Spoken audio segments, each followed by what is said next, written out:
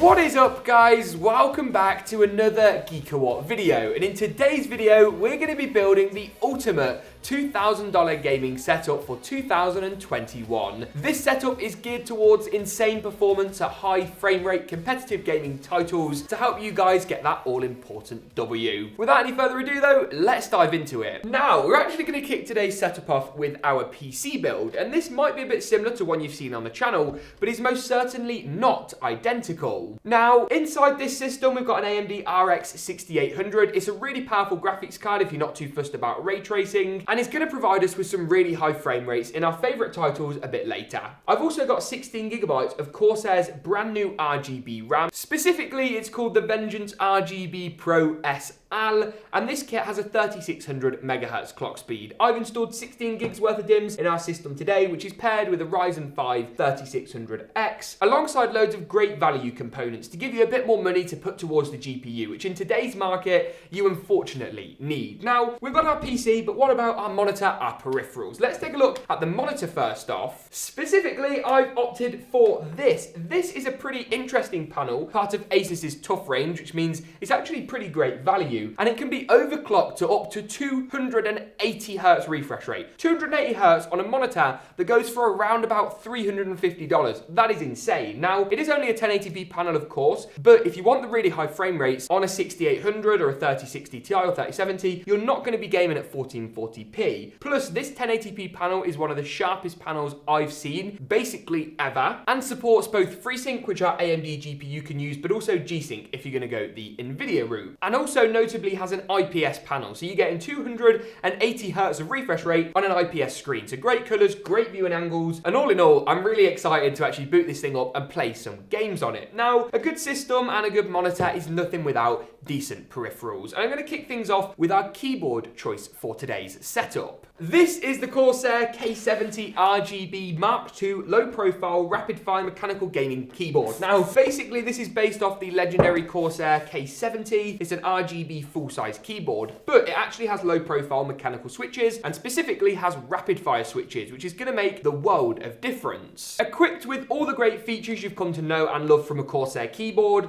it's got really nice grippy key switches with a nice space bar. You get that volume wheel to control volume on the fly, and a USB pass-through at the rear. This is going to be great for plugging in, whether it be a gaming headset or, you know, just plugging your phone in to charge it upright. It's really convenient, memory stick, whatever it may be. You also get this really nice wrist rest. I am a big wrist rest fan myself, and you can start to see already how good the keyboard is going to look. It's super duper premium. You've got your media controls, and they include these replacement grippy keycaps, which I absolutely love. And I'm going to go ahead and actually swap these out now because they give a really tactile feedback and really help you in FPS games to differentiate between your W, A, S, and D keys and the other keys on the keyboard. You can also see just how low profile these are as well compared to a normal keyboard, which should help reduce travel distance between the keys and also on your key press itself. But a good keyboard is nothing without a good mouse, and I've gone for Corsair's M65 Elite RGB. Now, you could also go for something like the lightweight mice we looked at from Rocat a couple of weeks ago, which some of you will prefer. But one thing I like about this one is that it has a DPI adjustment actually on the left-hand side of the mouse, and that means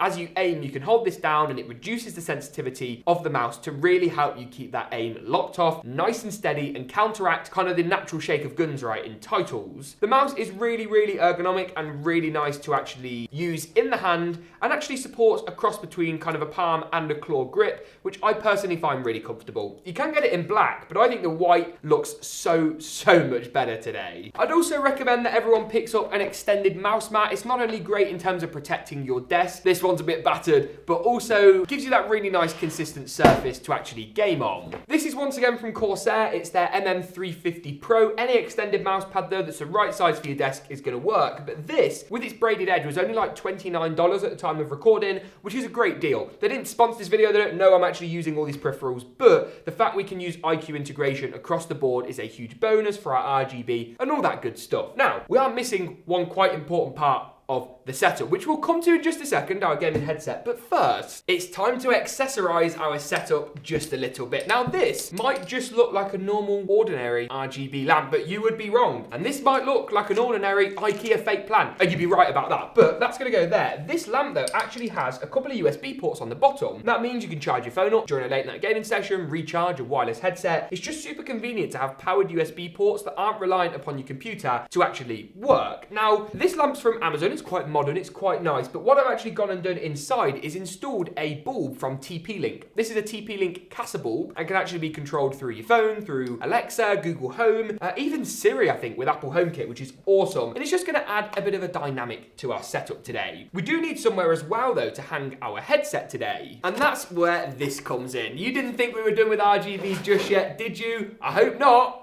Because this is an RGB headphone stand from Havit that once again also has a USB hub in the side. Here at the office, we're always running out of USB ports, so to have extra is a bit of a bonus, really. And this is going to provide a nice place to hang our headset. Corsair do some headphone hangers, as do other brands like Razer, but they're so expensive, and this is like $30. So can't really go wrong, but for up-to-date pricing for everything mentioned today, check out the links down in the description below. Now, headset time. Specifically, this is what we've gone for. Now, I actually had this headset in for a sponsored video, and I was that impressed by it that I'm using it again, and this video is not sponsored, so I mean, take of that what you will. One thing I really liked about it is the really sleek included microphone that actually sounds pretty good, the fact it's USB-C, which I mean everything should be nowadays in my opinion, and crucially the fact that it's actually wireless. That helps to keep our cable clutter for this setup down to an absolute minimum. All in all, it sounds great, is pretty lightweight, and has that really neat tuck-away microphone that sounds actually pretty decent as well, which is a huge bonus for a gaming headset. And it's not too expensive. This is cheaper than a lot of the options out there that I would recommend from Corsair. They do some nice stuff on the budget range, but this is a really good choice for today's setup. Now, before we actually boot this thing up and see how it performs and play some games, I have got a controversial addition to add onto our setup today. And that controversial addition is this. Now, James,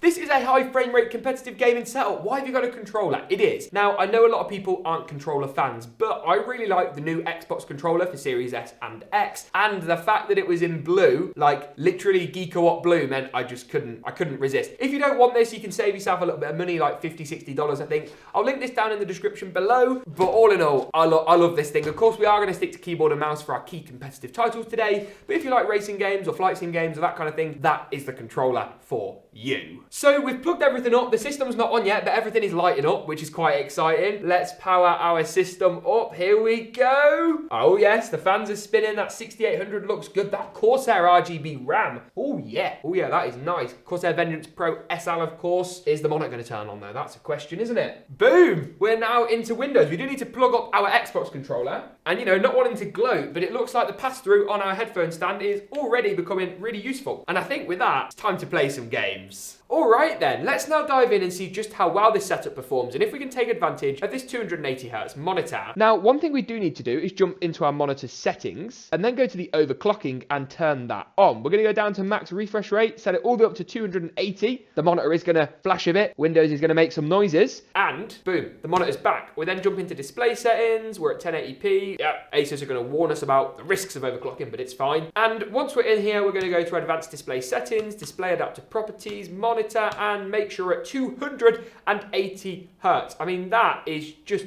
look at that. Look, it's just ridiculous. And I think there's only really one way we can test this properly, and that's with a bit of Fortnite. Cool, so we jumped into a little bit of Fortnite. Let's make sure our settings are nicely geared up. So we've got our view distance set to far, we've got 100% 3D resolution, and then everything else is on low, basically. Ray tracing, of course, disabled. We want that high frame rate. And let's jump in to a game of Fortnite. You can also see in the corner we've got Riva Tuner open. We're currently running at about 370 FPS with an average of 255, and I am going to jump into Sweaty Sands. That's my go-to. Cool, so we're actually sitting at around about 345 FPS right now, which is absolutely insane. This thing is storming through Fortnite already. And visually, looking around, the game looks fantastic, which is obviously a huge plus. Now, the next game I also want to try out is a little bit of Valorant. You can see here if we jump into the settings, actually you've got everything on high, which I know sounds a bit weird, but I've got a good feeling that our Valorant frame rate, even on high settings, is going to be crazy. Straight off the bat, we're at around about 440 frames a second. The game hasn't quite started yet, so we'll see if that goes down. But all in all, looking pretty good at 1080p. This 280Hz refresh rate is just silly. So far so good, still sitting around 350 FPS in Valorant, which is absolutely ridiculous. Okay, so next up we're going to try a little bit of Call of Duty's Zombies. You can see here graphically we're at 1080p, pretty much high and ultra across the board, medium on some of those more intensive settings, and of course no ray tracing. But you can see so far at 260 FPS, not bad. Let's wait till the zombies come in and we really get going. God, that is gory, isn't it?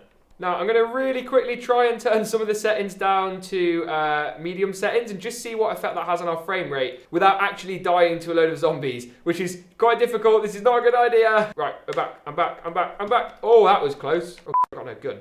I've got no ammo though. Where am I? Ah, here we go.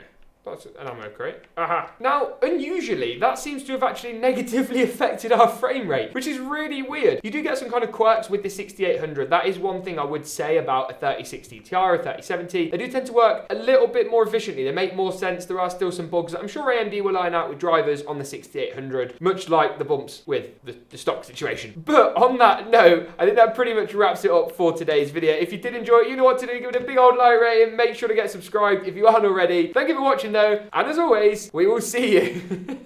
We'll see you in the next one. Adios.